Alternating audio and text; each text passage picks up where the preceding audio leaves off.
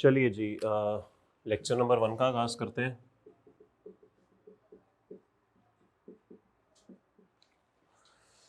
सबसे पहले आपको थोड़ा सा सिलेबस के बारे में बता देते हैं और हम सब्जेक्ट को किस तरीके से लेके चल रहे होंगे ये बता देते हैं।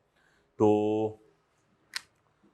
हमारा जो टेक्स्ट का सब्जेक्ट है, अगर सिलेबस के हिसाब से देखा जाए तो इसको 3 हिस्सों में डिवाइड किया गया है।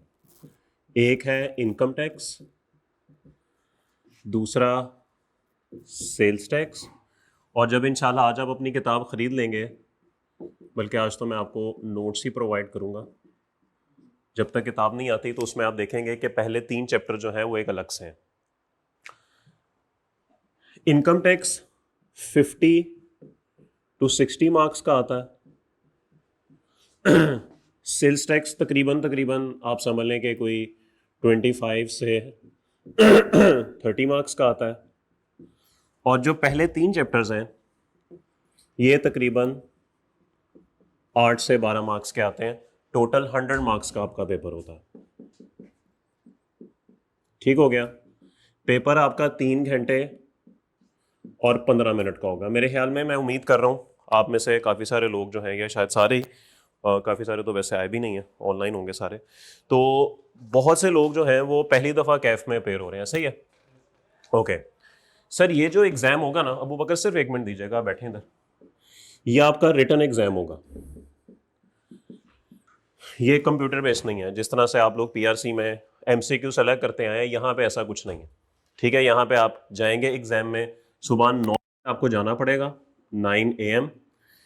9 बजे ही आपको क्वेश्चन पेपर्स दे दिए जाएंगे। ठीक है, और 15 मिनट्स का आपके पास रीडिंग टाइम होगा, यानी 15 मिनट के अंदर अंदर आपने क्वेश्चन पेपर को बस रीड करना होगा। आप रीड कर सकते हैं, आप लिख कुछ नहीं सकते। प्लान कर लीजिएगा क्या करना है, ये तो हम इंशाल्लाह सेशन के एंड पे देखेंगे, लेकिन 15 मिनट आपको दिए जाएंगे कि आप क्वेश्चन पेपर को अच्छे तरीके से देख लें। कौन सा सवाल पहले करना है, कौन सा बाद में करना है, अगले 6 महीनों का फैसला शायद इन 15 मिनटों में हो सकता है। पेपर आता होगा तो अच्छी बात है, नहीं आता होगा तो उन्हीं 15 मिनट में पता लग जाएगा कि 6 महीने कैसे गुजरने वाले। 9:15 पे आपको आंसर शीट्स दे दी जाएंगी और फिर उसके बाद आप 3 घंटे तक लिख सकते हैं, यानी 12:15 12:15 तक आप पेपर लिख सकते हैं। ठीक है, पेपर आपने ब्लैक पेन से सॉल्व करना है। ये बातें इंशाल्लाह सेशन के एंड में दोबारा होंगी, जब आप लोग इंशाल्लाह रुखसत हो रहे होंगे तो दोबारा बातें होंगी। ब्लैक पेन से वो आपकी एग्जाम आपने सॉल्व करना होगा, ब्लू पेन यूज नहीं कर सकते। फिर एक और चीज है, वो ये है कि हर नया सवाल, every new question from new, ये आई कैन कहता है, लेकिन बहरहाल कहता है तो बस कहता है कि हर नया सवाल एक नए पेज पे होना चाहिए। यानी अगर आपके 2 सफ़े ऐसे बने हुए हैं यूं करके, ये 2 सफ़े हैं और आपका पिछला सवाल यहां कहीं पे आके खत्म हो गया है, तो अगला सवाल इसके नीचे से शुरू नहीं होगा बल्कि वो यहां से शुरू होगा। ठीक होगी बात? तो हर नया सवाल नए पेज से आपने शुरू करना है। एक सवाल के 2 पार्ट्स हैं, पार्ट ए पार्ट बी। मेरा मशवरा है, वैसे आईकैप तो नहीं कहता, मेरा मशवरा है कि ए अलग पेज पे कीजिएगा, बी भी अलग पेज पे कीजिएगा, पार्ट्स भी अलग अलग कर दीजिएगा। ठीक है, लेकिन वो एक पेज पे कर सकते हैं, लेकिन मेरा मशवरा है कि आप इनको अलग अलग ही रखिएगा। ठीक होगी बात? तो ये मुख्तसर सी बात थी। चूंकि आपका रिटर्न एग्जाम है, आप लोग पहली दफ़ा एग्जाम देने जा रहे हैं रिटर्न वाला, तो आपको पता होना चाहिए कि आपको क्या क्या चीज़ें अवेलेबल होंगी वहाँ पे। ठीक है, 15 मिनट्स एडिशनल रीडिंग टाइम, 3 घंटे 15 मिनट का अफेक्टिवली पेपर होगा, लेकिन लिख आप 3 घंटे ही सकते हैं, क्योंकि आंसर शीट आपको इन 15 मिनटों के बाद दी जाएगी। ठीक होगी बात? वापस आ जाइए इधर। इसके अंदर 2 चीजें हैं, एक इनकम टैक्स ऑर्डिनेंस 2001 और दूसरा है जी इनकम टैक्स रूल्स 2002। अबू बकर बात सुनिएगा प्लीज। इनकम टैक्स रूल्स 2002, ठीक है, 2001 और 2002 2 चीजें इसके अंदर आएंगी। चैप्टर 4 पढ़ा होगा वहां पे इनकम टैक्स का, अगर नहीं है तो असगर से ले लें, असगर का नंबर है, अब असगर अब्दुल्ला से मंगा लें। चैप्टर 4 की प्रिंट निकाल के ना, ये 7 लोग बैठे इनको देने, मेरे पास 20-25 मिनट हैं अभी। ठीक है, ओके। इनकम टैक्स ऑर्डिनेंस और इनकम टैक्स रूल, 2 चीजें इसके अंदर आती हैं। बस सुनते जाए नाम, आपको नहीं पता ये सब क्या होता है, अभी मैं बताता हूं थोड़ी देर में। इसके अंदर दो चीजें आएंगी, सेल्स टैक्स एक्ट 1990 और सेल्स टैक्स रूल्स 2006। दो चीजें इसके अंदर कवर होंगी और इसके अंदर बस 3 चैप्टर्स ही हैं, कोई कानून नहीं है, ये बस थ्योरी ही है। ठीक होगी बात? ये क्या चीजें हैं? ऑर्डिनेंस रूल्स, एक्ट रूल्स, ये क्या? ये तो हम वक्त के साथ साथ पढ़ेंगे, ये आपके सामने कुछ लिखा ही हुआ है, तो इंशाल्लाह जब शुरुआत करेंगे तो इसको देख लेंगे। सारा सारा आपके कोर्स में नहीं है, ये मत समझिएगा कि पूरा कानून आपके कोर्स में है। नो, शायद 30 से 35% आपके कोर्स में, या 40% कर लें, इससे ज्यादा नहीं है, इससे ज्यादा आपके कोर्स में नहीं है। ओनली 30 to 35%, 40% आपके कोर्स में ये है। इसीलिए टैक्स पढ़ के जाके एफिशिएंसियां दुकानों पे या किसी कारोबार में नहीं झाड़नी कि जी आप तो गलत कर रहे हैं, ऐसा तो हो ही नहीं सकता, ये तो है ही गलत। नहीं सर, आपने पढ़ा ही पूरा नहीं हुआ। जब पूरा पढ़ लेंगे जो कि सीफैप में है तब बात करेंगे, अभी नहीं कर सकते कोई बात। ठीक है, अभी बस खामोशी से सुनना है, समझना है। और सब्जेक्ट पढ़ने के बाद आप घर के बाहर ये बोर्ड नहीं लगवा सकेंगे कि यहां पे टैक्स का काम तसल्ली बख्श किया जाता। नहीं सर, अभी नहीं किया जाता, नहीं कर सकते आप। सीफैप पढ़ के फिर कर सकेंगे। तो अगर आप एक कानून पढ़ने के बाद किसी दुकानदार से लड़ाई लेते हैं तो सर मेरी जिम्मेदारी नहीं, आप जाने आपका काम। कुट पड़ती है तो आपको पड़ेगी, गलत सही सही पड़ेगी कुट, क्योंकि आपने पूरा पढ़ा ही नहीं हुआ। ओके, ये ऑर्डिनेंस क्या होता है, ये रूल्स क्या होते हैं? देखिए, कानून जो होता है ना, कानून ये बड़ा कॉम्प्लेक्स किस्म का होता है और इसको लिखने का ना एक तरीका होता है। इंशाल्लाह आपको थोड़ा सा पढ़ के ना फिर बताऊंगा, सेशन के कोई मिड में जाके कानून दिखाऊंगा। बड़ा ना कॉम्प्लिकेटेड होता है, बड़ी टू द पॉइंट बात लिखी होती है और उसके अंदर ना बहुत सारी दफा ना ऐसी कंफ्यूजन रह जाती है कि पता नहीं लॉ मेकर कहना क्या चाह रहा है, हमें तो समझ ही नहीं आता। उस समझाने को रूल्स में एक्सप्लेन किया जाता है। यानी अगर लॉ के अंदर कोई एम्बिग्युइटी रह गई है, लॉ के अंदर कोई मसला रह गया है, जैसे मिसाल के तौर पे लाल बत्ती पर रुकना है, यह कानून बन चुका है। सर क्या गाड़ी वाले ने रुकना है? क्या बाइक वाले ने रुकना है? क्या पैदल चलने वाले ने रुकना है? क्या साइकिल वाले ने रुकना है? कंफ्यूजन है ना भाई, मेरे पास तो गाड़ी है ही नहीं, मैं क्यों लाल बत्ती पर रुकूं? कंफ्यूजन आ गई।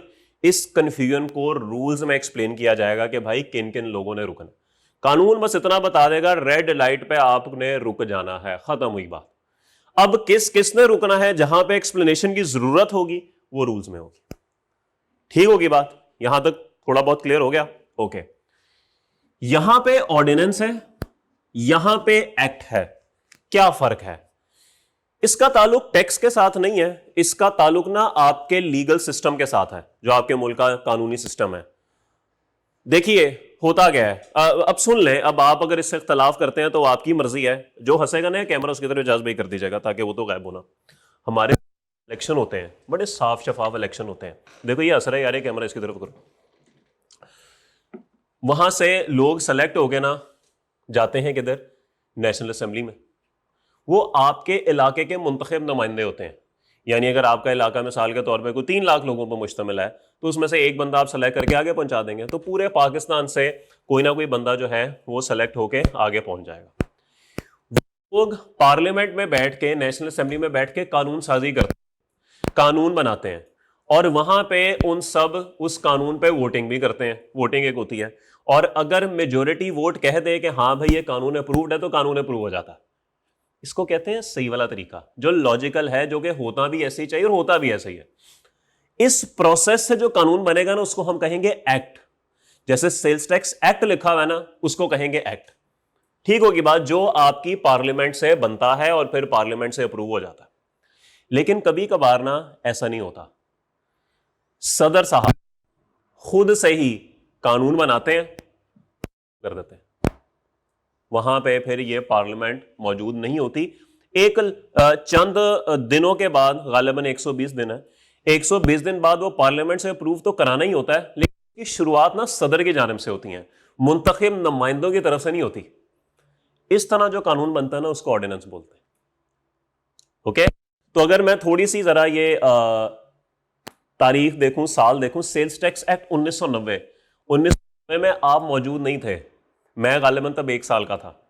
ठीक है, तो 1990 में पार्लियामेंट ने सेल्स टैक्स का कानून बनाया होगा गालिबन, अगर मैं गलत नहीं हूं उस वक्त बेनज़ीर भुट्टो साहिबा की आई थिंक हुकूमत चल रही थी, शुरू हुई थी, कुछ इस तरह करके सीन था। हुई थी नहीं हुई थी मुझे नहीं पता, 1990 में ही था वो कुछ, अभी उससे पहले उससे बाद में मुझे नहीं पता। उस वक्त की पार्लियामेंट ने ये कानून बनाया होगा, sales tax act 1990। 2001 income tax ordinance, तब कौन था? तब कौन था इजाज भाई, तब कौन था? 2001 में मियां साहब कहीं और थे, मुशर्रफ साहब थे। मुशर्रफ साहब थे, सदर थे वो इस मुल्क के, पता नहीं रेफरेंडम हो चुका था या नहीं हुआ था, अल्लाह बेहतर जानता है। तो उन्होंने खुद से ही कानून, तो ऑर्डिनेंस, ठीक है, हाँ बाद में वो शायद अप्रूव कहीं से हुआ होगा पार्लियामेंट से, लेकिन कानून तो बन गया। अब ये क्या बात हुई, सब कुछ कर के आगे बता रहे हैं अबू जी मैंने ये गाड़ी मार दी आपकी, अब इसका क्या फायदा, जब आपने कर ही दिया तो फिर खत्म हुई बात। तो ये फर्क होता है एक्ट में और ऑर्डिनेंस में। थोड़ी बहुत बात क्लियर हुई। तो बहरहाल इससे हमें कोई फर्क नहीं पड़ता कि वो ऑर्डिनेंस है वो एक्ट है, दोनों के लिखने का तरीका भी एक ही है, दोनों की इंप्लीमेंटेशन भी एक ही है, दोनों के सीक्वेंसेस भी एक ही हैं, दोनों में चीजें सेम हैं, बस नाम का फर्क है, इससे कोई फर्क नहीं पड़ता। क्लियर होगी बात? अच्छा मजीद आगे चलते हैं। गालिबन गालिबन हमें रहने देता है, वो कहता है कि जी अगर ये 50 से 60 मार्क्स है ना, तो गालिबन गालिबन मैं कोई 30 से 35 मार्क्स के ना आपको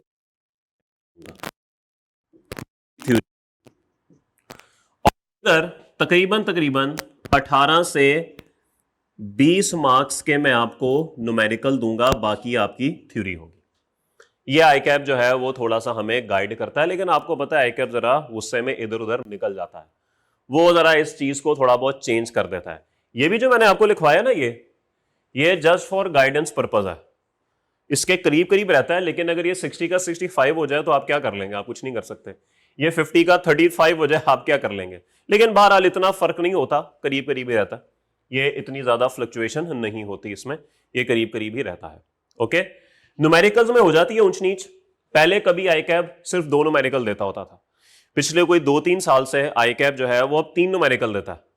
ठीक है, नॉर्मली 3 न्यूमेरिकल्स आ रहे होते हैं, 3 न्यूमेरिकल्स। वेटेज क्या होती है वो तो डिपेंड करता है, कभी एक 22 का दे देता है, एक 12 का दे देता है, एक 8 का दे देता है, कभी एक 18 का दे देता है, एक 10 का दे देता है, एक 7 का दे देता है। इस पे कोई वो नहीं है, उसकी इस पे कोई कैद नहीं है, ये कोई भी आ सकते हैं। लेकिन नॉर्मली 2 बड़े न्यूमेरिकल्स कंसिडर किए जाते थे, एक सैलरी का और एक बिजनेस का। पढ़ेंगे इंशाल्लाह दोनों किस तरह से करने हैं, सैलरी का और एक बिजनेस का, दोनों समझे जाते थे कि ये बहुत बड़े न्यूमेरिकल्स हैं। कोई एक आता होता था, अब आईकैप ने दोनों देने शुरू कर दिए। एक छोटा तो तीसरा आता ही है, वो दूसरे एरियाज में से आता है, लेकिन जो बड़े न्यूमेरिकल जो पहले कभी एक आते थे अब वो दोनों आ जाते हैं। ये पिछले कोई 3-3.5 साल से ऐसे हो रहा है, पिछले कोई 5-6 अटेम्प्ट से ऐसे ही हो रहा है। क्लियर होगी बात? बहरहाल हमें इससे परेशान होने की जरूरत नहीं है। और इधर निकल आता है, सिर्फ एक न्यूमेरिकल देता है और बाकी थ्योरी के सवाल। अच्छा, थ्योरी के सवाल भी ना 2 तरह के हो सकते हैं, एक सिनेरियो बेस्ड, थोड़ा सा वो सिनेरियो बना देता है और आपने सिनेरियो सॉल्व करना होता है, और दूसरा रट्टा बेस्ड, प्योर रट्टा, डेफिनेशन पूछ ली किसी चीज की, वैसे कोई कानून पूछ लिया जिसमें आपको एज इट इज रटी रटाई चीज लिखनी होती है। ठीक होगी बात? तो सर ये आपके सिलेबस के बारे में मुख्तसर चीज है, और यहां में ना थ्योरी है, सॉरी इधर इधर न्यूमेरिकल कोई नहीं है, इधर सिर्फ थ्योरी है और कुछ भी नहीं है इधर। तो सर ये जरा मुख्तसर सी चीज है जी आपके सिलेबस के बारे में। अगर आपका इसमें कोई सवाल है तो आप मेरे से पूछ सकते हैं, अदरवाइज मशवरा मेरा यही होगा कि इसको अपने पास कहीं पर नोट कर लें, आप करनी है। कोई सवाल है आपका, कोई कंफ्यूजन, कोई परेशानी, को करें नोट, मेरा मशवरा है। तो फिर मैं इंशाल्लाह मजीद 2-4 बातें वो आपके साथ कर लेता हूँ। अभी काफ़ी बच्चे नहीं आए, वो जारी बात है, आपको थोड़ा सा इशू है तो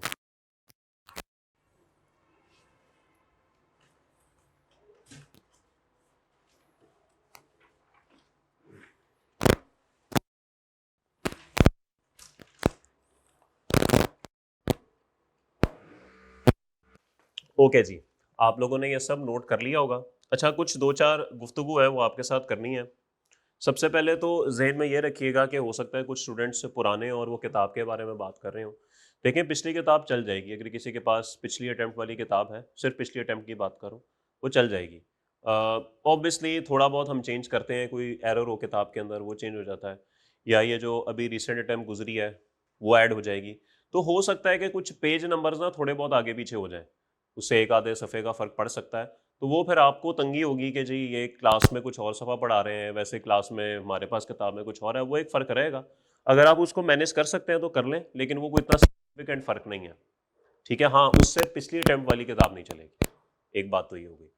दूसरी बात यह है कि जहन में रखिएगा कि ये वाली जो अटेम्प्ट होती है ना जिसमें आप अभी पढ़ने लगे हैं, ये ना बड़ी एक किस्म की खतरनाक अटेम्प्ट होती है। खतरनाक से मुराद ये है कि जून में आ जाना है बजट, ठीक है, और 1 जुलाई से वो हो जाना है इम्प्लीमेंट।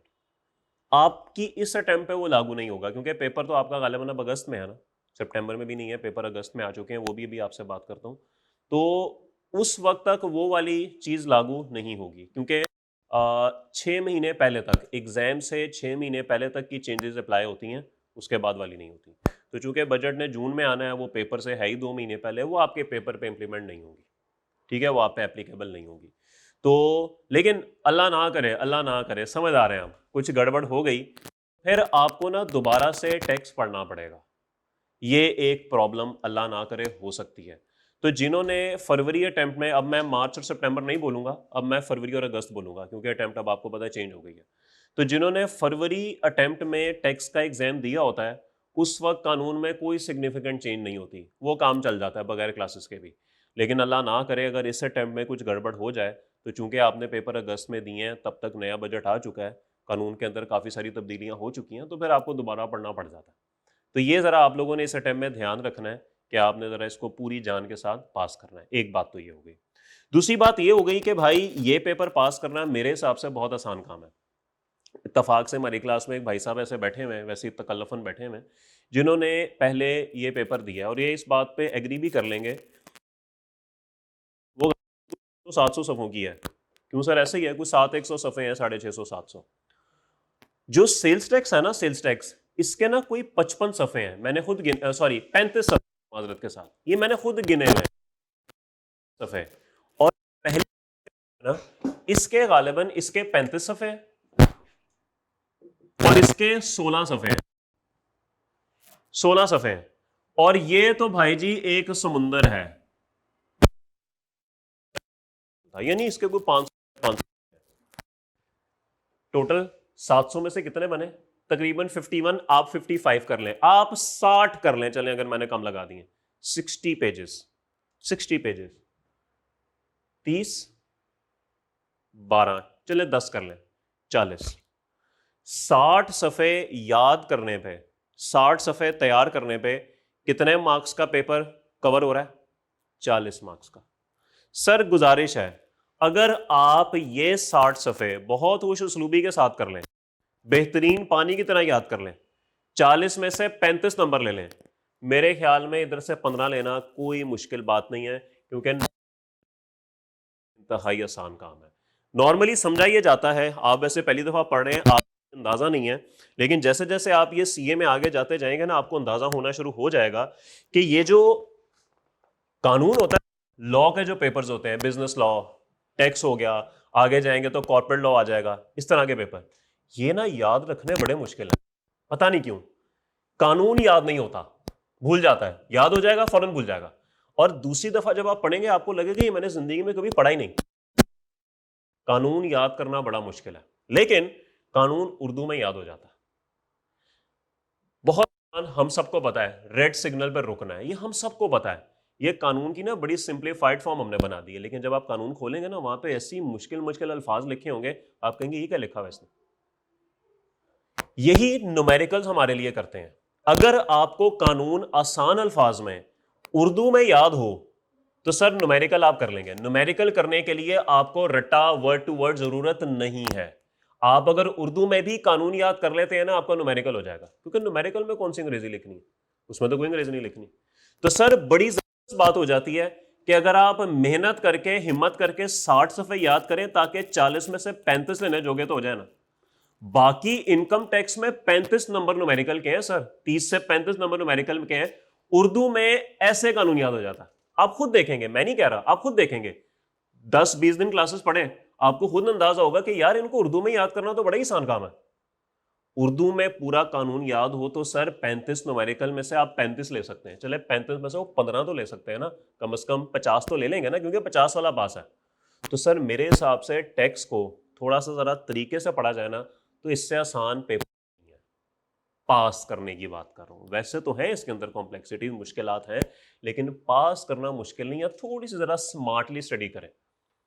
कुछ बात समझ आई? लेकिन अब इसका मतलब ये नहीं है सर ने कह दिया इनकम टैक्स तो याद करना ही नहीं है, नहीं सर ऐसे मत कीजिएगा। ये मैं आपको लास्ट रिजॉर्ट बता रहा हूं कि कम से कम ये तो करना ही करना है।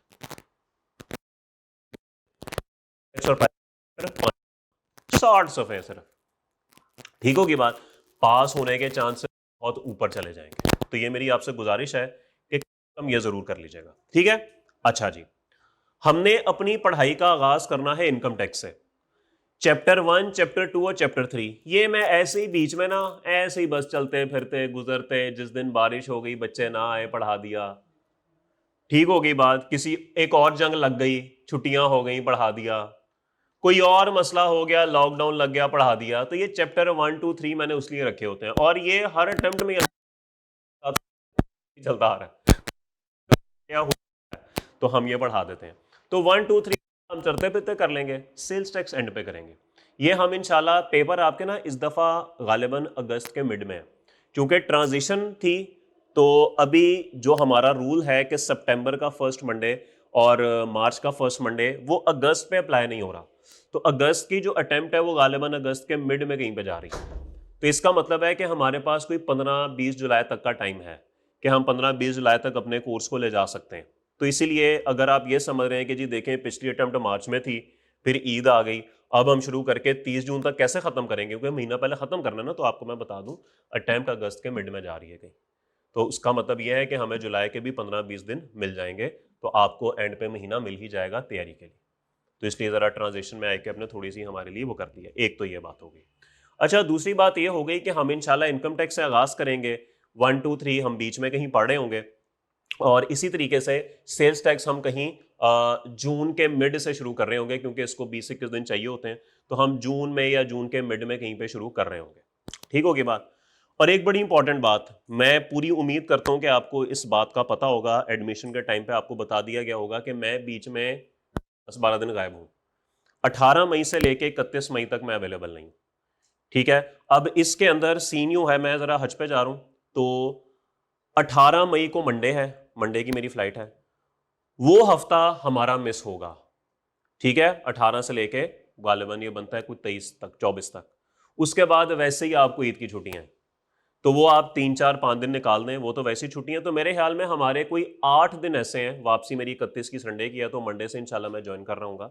तो वो जो 7-8 दिन है ना, उसको मैं किसी तरीके से आपको पूरा करवाऊंगा, वो आपने परेशान नहीं होना। हो सकता है उन्हीं 8 दिनों में हमारे ना कुछ चैप्टर्स ऐसे हैं, जैसे कि चैप्टर 16 है, वो सिर्फ एक रीडिंग है।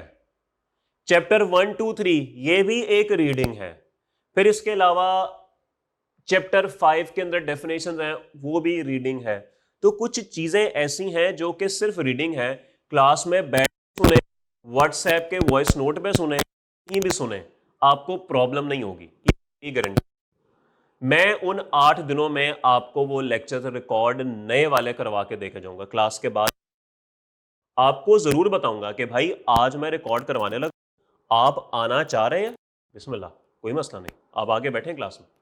अगर नहीं भी बैठते कोई बात नहीं, उन 8 दिनों में आपको वो लेक्चर्स प्रोवाइड कर दिए जाएंगे, आपके 8 दिन जाया नहीं होंगे। थ्योरी की आसान आसान चीजें उसके अंदर आपको मैं बता रहा हूँ, ताकि हमारा वक्त जाया ना हो, तो इसलिए आपको परेशानी उसमें कोई नहीं होगी, ठीक है। तो ये मैंने एडमिशन के टाइम पे भी उनको कहा था, बताया गया था आप सबको, नहीं बताया गया था? ये मैं अभी ज़रा पूछता हूँ इनसे, ये बड़ी गलत हुई है, क्योंकि ये मैंने इनको स्पेशली कहा था कि आपने एडमिशन के टाइम पे ये लाजमी बताना है कि मैंने ये 8 दिन अवेलेबल नहीं होना। वैसे तो ये 13 दिन बनते हैं, लेकिन वर्किंग डेज इसमें 8 ही बनते हैं, 7 या 8 बनते हैं। तो चले, ये मैं ज़रा कमी कोताही करता हूँ, और अगर नहीं बताया तो मेरी तरफ से माजरत बहुत बहुत। ये आपको बताना चाहिए था, मतलब आप लोगों को उनकी तरफ से बताना चाहिए था, ठीक होगी बात। अच्छा, सिलेबस में कोई प्रॉब्लम नहीं होती, टाइम पे इंशाल्लाह ख़त्म हो जाता है। कोई 15 से 20 जुलाई की तारीख आपने ज़हन में रखनी है कि 15 से 20 जुलाई तक इंशाल्लाह हम अपना कोर्स खुश उसलूबी के साथ जो है वो ख़त्म कर रहे होंगे। बस ये बीच में 7-8 दिन है, ये भी एक्स्ट्रा क्लास तो मैं इसको नहीं कहूँगा, आपको तो रूटीन में वो ऑनलाइन यूट्यूब पे मिल ही रही होगी। अच्छा जी, अब अगली बात, हमारा पढ़ने का तरीका क्या होगा। देखिए यह आपके सामने चैप्टर 4 है, आपके हाथों में भी पड़ा हुआ है चैप्टर 4। हम यहीं से आगाज़ करेंगे इंशाल्लाह चीज़ों का। और आपको एक डेढ़ सफ़े से ज़्यादा नहीं पढ़ाऊंगा मैं, 1 या 1.5 सफ़ा, वो भी शायद ना हो, 1-1.5 सफ़ा। भाई बैठे हैं आपके सामने, एक मिसाल है, आप इनसे भी कंफर्म कर सकते हैं पड़ोसी कि ऑलमोस्ट इतना ही पढ़ाया जाता है। आपने जाके इसको सिर्फ याद कर लेना। शुरू के 4-5 दिन आप कहेंगे मैं क्या कर रहा हूँ जिंदगी के साथ, ही मेरे साथ हो क्या रही है। 4-5 दिन भी वैसे ज्यादा है, 3 दिन। जब आपको पास्ट पेपर करवाऊंगा ना, आपको खुद अंदाजा होगा कि सवाल पेपर में आता कैसे है और मैंने सवाल को सॉल्व कैसे करना है। तो इसलिए 2-3 दिन जरा थोड़ा सा आराम से तसल्ली से कुट के बैठना है। उसके बाद जैसे ही पास्ट पेपर हो जाएंगे ना, तो आपको अंदाजा हो जाएगा। आपने बस काम इतना करना है, आपने, अगर मैं आपको ये पढ़ाता हूँ ना मिसाल के तौर पे टैक्स ईयर, मैंने आपको बताया नॉर्मल टैक्स ईयर क्या होता है, स्पेशल टैक्स, बस याद कर लें इसको जाके, याद कर लें इसको जाके, इतना ही फिलहाल काम है। 2-3 दिन बाद जब ये टॉपिक पूरा खत्म होगा और मुझे लगेगा कि अब इतना हमारे पास मटेरियल इकट्ठा हो गया है कि हम पास्ट पेपर कर सकते हैं, तो फिर हम पास्ट पेपर डिस्कस करेंगे। तो आपको 2-3 दिन के बाद खुद ही अंदाजा हो जाएगा कि सवाल किस तरीके से आ रहे होते हैं। ठीक है, हर चैप्टर के आखिर में पास्ट पेपर मौजूद है। ठीक है, ये टॉपिक वाइज सेग्रीगेट कर दिए गए हैं। ठीक है, तो अगर आप आखिरी सफ़े पे जाएं, गालिबन मैं अगर यहां से भी ओपन कर लूं, तो आप अपने पास हैंडआउट्स में भी देख सकते हैं। ऑनलाइन वालों, आपको ग्रुप में भी मैं शेयर करवा दूंगा और पोर्टल पे भी शेयर करा दूंगा। तो जिन लोगों के पास पोर्टल है वो वहां से देख लेंगे। ये हर सवाल के आखिर में उसकी अटेम्प्ट भी लिखी गई है। देखें, मार्च 21 का सवाल, सितंबर 19 का सवाल, सितंबर 19 का सवाल, तो साथ क्वेश्चन नंबर और अटेम्प्ट भी लिख दी गई है। तो ये हमारे पास टॉपिक वाइज पास्ट पेपर है, ताकि जब हम कोई टॉपिक कर रहे हो रिलेटेड जितने भी पास्ट पेपर हैं वो हम साथ ही डिस्कस कर लें। अच्छा, एक प्रॉब्लम ना पास्ट पेपर्स डिस्कस करते हुए हमें अक्सर होती है, कानून है ना, हर साल चेंज होता रहता है, होता रहता है, होता रहता है। तो जब आप कोई सवाल, मिसाल के तौर पर ये 2016 का सवाल है, आज से 10 साल पुराना। हाँ, 16 को 10 साल हो भी गए यार, तेरी खैर, हम इतना बड़े हो गए, बुजुर्ग हो गए। तो 16-10 साल, जो सवाल है ना, उस वक्त जो कानून था ना उसके हिसाब से बना हुआ है। जाहिर बात है, उस वक्त जो कानून, अब हम सवाल को तो नहीं ना चेंज कर सकते, वो तो वैसे ही रहेगा। तो आपको अक्सर औकात में ये फील आएगी कि ये जो पुराने पुराने सवाल है ना, ये अजीब से सवाल है, इनकी कोई लॉजिक बनती नहीं है। वो सर यही वजह है कि उस वक्त जो कानून था ना उसके हिसाब से लॉजिक बनती थी, लेकिन आज के कानून के हिसाब से नहीं बनती। तो वो सवाल एक किस्म का ना ऑब्सोलीट हो गया। तो इसलिए मैं मशवरा देता हूं कि भाई पिछले 5 सालों के सवाल 10 अटेम्प्ट कम से कम ये करने हैं, यानी 2020 तक चले जाएं, 20 तक चले जाएं, 2020 तक आपने लाजमी करने हैं। हाँ, उससे पीछे ना कुछ सवाल बड़े अच्छे हैं, जैसे इसी चैप्टर की अगर मैं बात करूं, ये 13 का सवाल बड़ा अच्छा है, ये वाला, ये बहुत अच्छा सवाल है, ये हम करेंगे इंशाल्लाह। ये सवाल बहुत अच्छा है 2013 का, ये वाला। फिर इसके अलावा और भी एक सवाल था इसमें, ये वाला 2013 का, ये सवाल बहुत अच्छा है। तो कुछ सवाल ऐसे हैं जो कि हम करेंगे, जो कि आज तक के वैसे वो डिस्कस करेंगे, लेकिन खुद ध्यान से, और अगर आप पैनिक नहीं करना। ओके, तो बात ये हो रही थी कि पैनिक नहीं करना आप लोगों ने। ठीक है, अगर कोई पास्ट पेपर खुद से देखें और वो जरा ऊपर नीचे आपको लगे, तो पहले कंफर्म कर लीजिएगा ये रिसेंट का है या पुराना है। अगर पुराने वाला है ना तो पैनिक करने की जरूरत नहीं है, अगर रिसेंट वाला है ना पैनिक करने की जरूरत नहीं है, इजी होके आपने मेरे से सवाल कर लेना। अच्छा, एक बात और, हो सकता है आप में से किसी ने मेरे साथ पीआरसी पता नहीं पढ़ी है नहीं पढ़ी।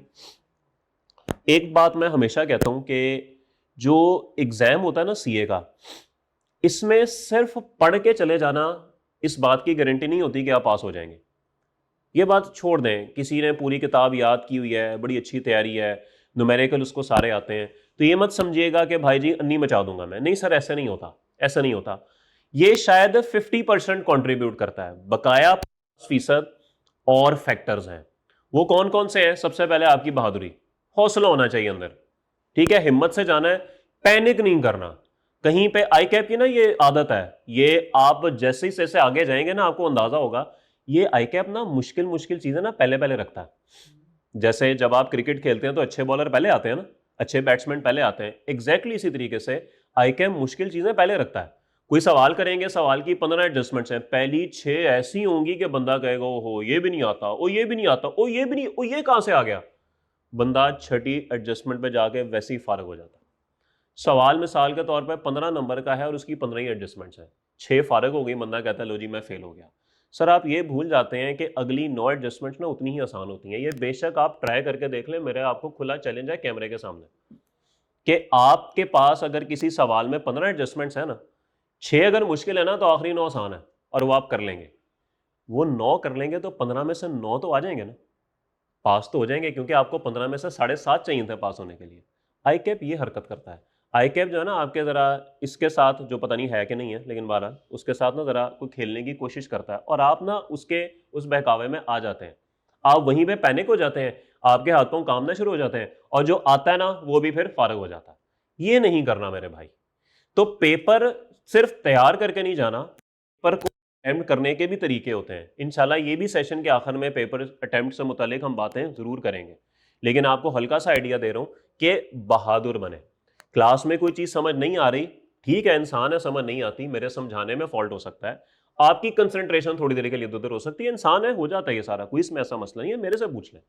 सिर्फ एक चीज आपसे रिक्वेस्ट है, पैनिक आपने नहीं करना, जिंदगी में कभी भी नहीं करना, ठीक है। बड़े बड़े इवेंट हो जाते हैं, कोशिश किया करें अपने आप को ना जरा काबू रखा करें। बाकी जिंदगी तो चलो छोड़ें, सीए की मैं बात करता हूँ। पेपर में जो 15 मिनट शुरू के दिए जाते हैं ना, इसको भी यूटिलाइज करने का एक तरीका होता है। ये नहीं है कि अन्यवा पढ़ी जाए, नहीं सर, करने का एक तरीका होता है।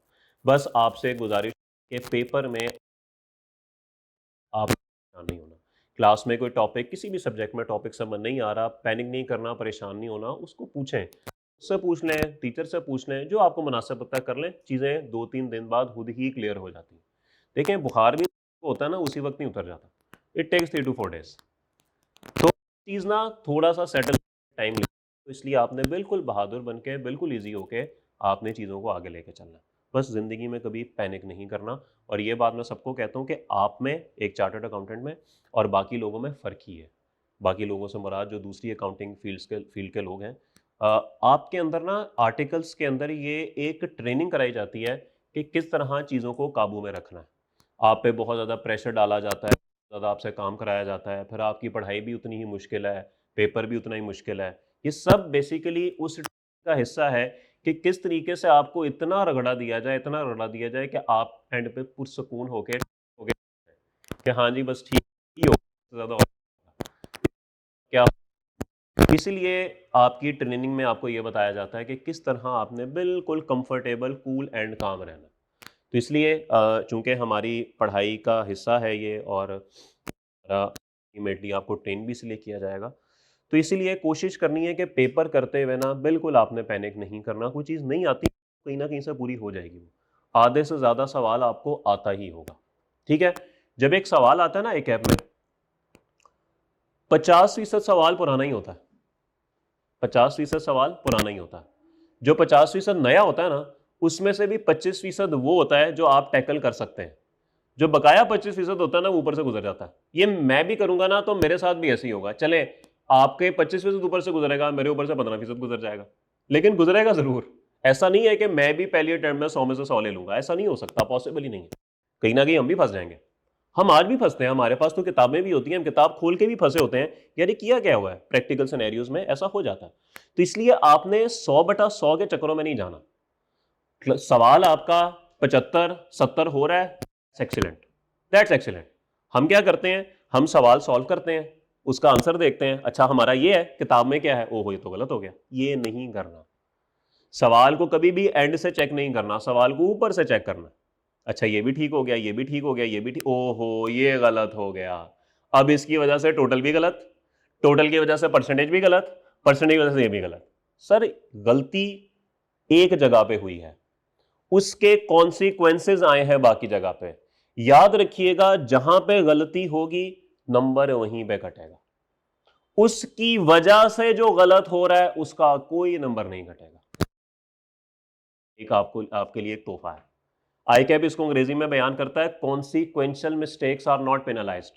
गलती की वजह से जो गलती हुई है ना, उसकी कोई सजा नहीं है, बस जो ओरिजिनल गलती हुई है ना, अब जारी बात है एक अमाउंट गलत लिख दिया तो टोटल तो गलत होना ही है, जो गलत टोटल किया ना कोई नंबर नहीं कटेगा, बस ऊपर एक नंबर कट जाएगा।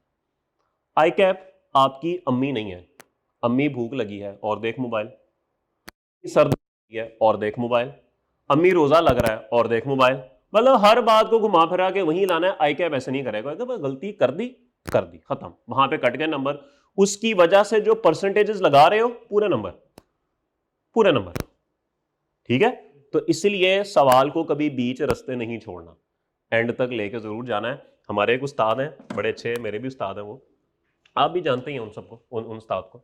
वो ये कहते हैं कि अगर कहीं बीच में कोई अमाउंट आपको नहीं समझ आ रही और उसके बगैर आप आगे जा भी नहीं सकते, कुछ भी अज्यूम कर ले।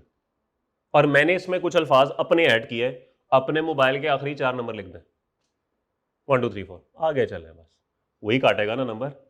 उसकी आगे ही गलतियां हो रही हैं, उसके तो नंबर नहीं कटेंगे, लेकिन स्टेप्स तो मिलेंगे ना कि भाई इसके बाद इसने ये करना था और इसने ये कर दिया। हाँ, नंबर गलत होने की वजह से अमाउंट गलत आ गई, स्टेप तो सही परफॉर्म किया ना इसने, तो आपने सवाल को एंड तक छोड़ के आना।